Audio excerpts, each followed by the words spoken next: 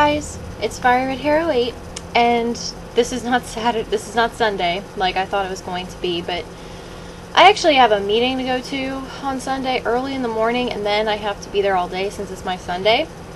So I figured, let me just do the vlog tonight. I don't really want to do this way, but it might end up being that way since Pokemon Yellow is almost over, and the Pokedex entries. I didn't do one today because I explained it in another video how I'm going to lay off of it this weekend, because if I don't, then we'd only be covering maybe one Pokemon next weekend, so it's like a 20-second video. It's hardly worth it, so I figured let's just wait.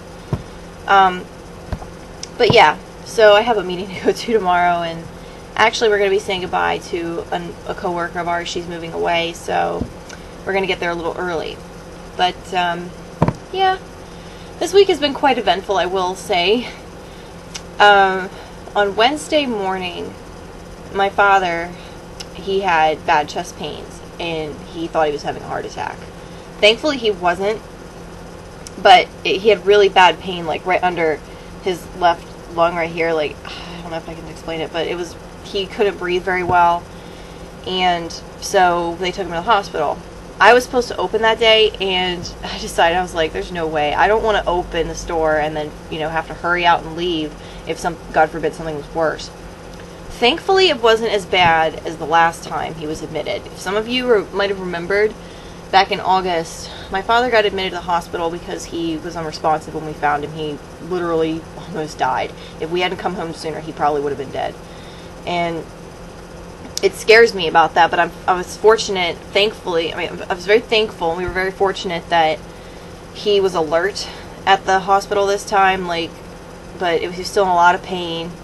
He was breathing, it's hard to explain, I guess, in 10 minutes, but let's just put it this way. I may have explained a little bit of this, but my father has a series of illnesses. One of them being rheumatoid arthritis, which is, for those of you who don't know, it's an autoimmune disease, and it attacks your joints. Basically, it's like your immune system is so powerful that your immune system will actually be even though it's not broke, it'll try to fix it.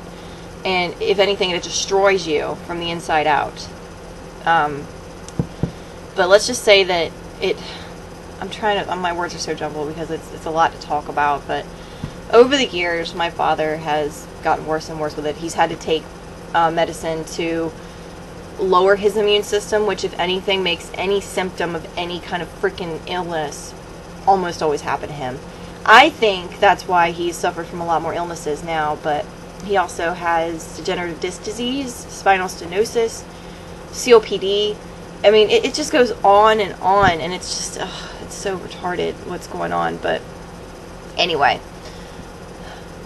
he's been on a BiPAP machine since, on and off since August. He just started using it regularly a couple months ago because he has sleep apnea, in addition to everything else. So he would use that to breathe properly at night. Well, now it looks like he's going to be breathing with oxygen all the time, or being on oxygen all the time. What I didn't know until yesterday was that RA doesn't just affect your joints, it also affects your organs in the long run. And thankfully his heart seems to be fine. He didn't have a heart attack or anything like that. But it's really depressing to think that all this is happening to him. My father, whom, I should be more thankful considering, he's still here, and everything. But I will admit, if any of you have ever had a relative that you've had to live with, that you have to take care of, that's not terminally ill, but very sick, and you have to live with that, and you have to take care of them, it's a really big toll.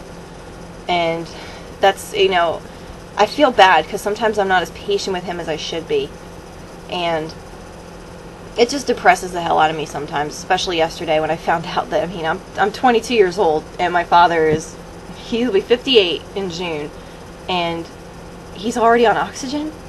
He's not even 60 years old, and this disease, it makes him look so much older than he is. And my father used to be this stick figure little man, and now he's 250 pounds. He can't walk anymore. He had to miss my college graduation last year because of it, and he's been looking forward to that since I brought home a scholarship to my college. I mean, sometimes it's really hard, and especially yesterday. I actually, when I found this out, I went to the bathroom at work and I cried for a little bit because I don't understand why this is happening to him. And it's really hard for me too, not just for me but for my mom, to watch her suffer through this, because I mean she takes care of him, and she tells me that I do plenty, but I really don't think I do. I mean, I feel like all I do is just drive him to doctor's appointments. I get his medicine, but I feel like I could do more. But sometimes I will admit, I mean, sometimes being patient with him is just really, really hard. He doesn't like depending on us, and he tries to do things that he shouldn't. And then sometimes he just likes to argue with you just because he's lonely. He doesn't know what else to do. And I'm sorry if I'm like pissing any of you off. I'm not trying to. I'm just thinking, this is a vlog. It's where you talk about what you want, and it's not always peachy. But it's just, I don't know, really. He's supposed to come home Monday. Thankfully, I'm off, so I can help get him in the house. But we were hoping to get him home sooner, but where his immune system is really down, it's really hard for him to recover. I mean, he can't recover from anything. And like, that's why I worry about getting sick, because if I get sick and he catches it, he's going to get, like, I bring home a cold, he's going to get the flu. And it just bothers me so much that, I have memories, like my dad, when I was a little girl, would teach me to play baseball. He played Super Mario World with me. He raced with me in Mario Kart. And now, he can't even pick up a controller anymore. His hands are like 3 times the size of my hands. He can't do anything about it. And he used to, like, when I was little, he would pick me up and spin me around, and I was Daddy's little buddy. I wasn't a daddy's girl, I guess you could call it that, but I mean, we were buddies. And he used to take me places and just be with me, and now it's like he can't anymore, and it depresses the hell out of me. I'm not trying to be like a selfish daughter. I don't know. It's 7 minutes of me just, I mean, I'm not crying or anything, but it depresses me. But on brighter notes, I will say this. While this was happening, my next door neighbor, he's like my grandfather. He's always been there for me. And his family has always been by us too, especially lately with what's going on. I mean, we hadn't even left to follow the ambulance, and my neighbor was already at the back door asking what's wrong. He already knew, because he's seen this before, because my dad's been in the hospital. My dad went to get surgery in 2007, and he's been in the hospital in and out, I'd say a handful of times, maybe a little bit more since then. And now it's 2013, so about 6 years. Yeah, 6 years, because April. If it narrows it down, my dad was in the hospital during the Virginia Tech shooting. That's when he was in the hospital.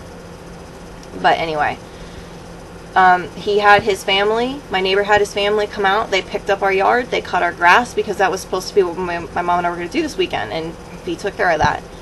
And today, he helped my mom change the battery on the mower, because she wanted to get that ready. So those things, they stand out to you when somebody does that. And not to mention, I had an excellent Monday evening, and I guess that kind of numbed the pain a little bit for a little while, because when I'm upset, this might not make any sense to you guys right now because I'm talking about it, but when it's usually happening, I try to distract myself. I try not to think about it. I will do just about anything not to think about what's going on. Especially, I mean, it wasn't as haunting as it was in August. That was scary. I came home and my dad was like snoring.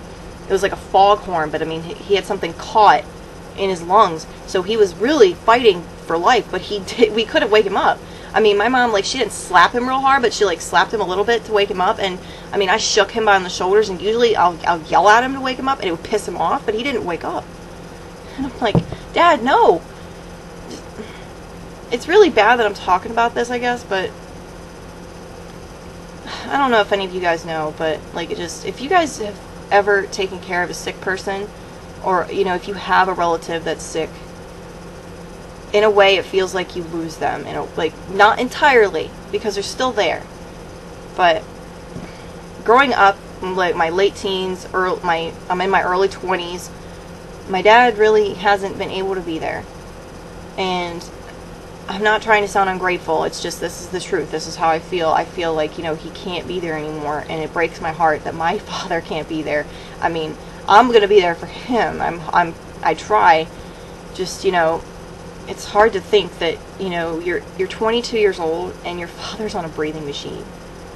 I know that my parents had me late. Like, my dad was 35, my mom was 30, but still, it hurts. It really hurts. And I'm just thinking to myself, because with as sick as he is, he could be alive anywhere from next week to maybe a year, or he could be around for 5-10 more fucking years. I don't know. You never know with this. I always wonder at Christmas if he'll be there or not, because he gets really cranky at Christmas. And thankfully, you know, he was last Christmas. And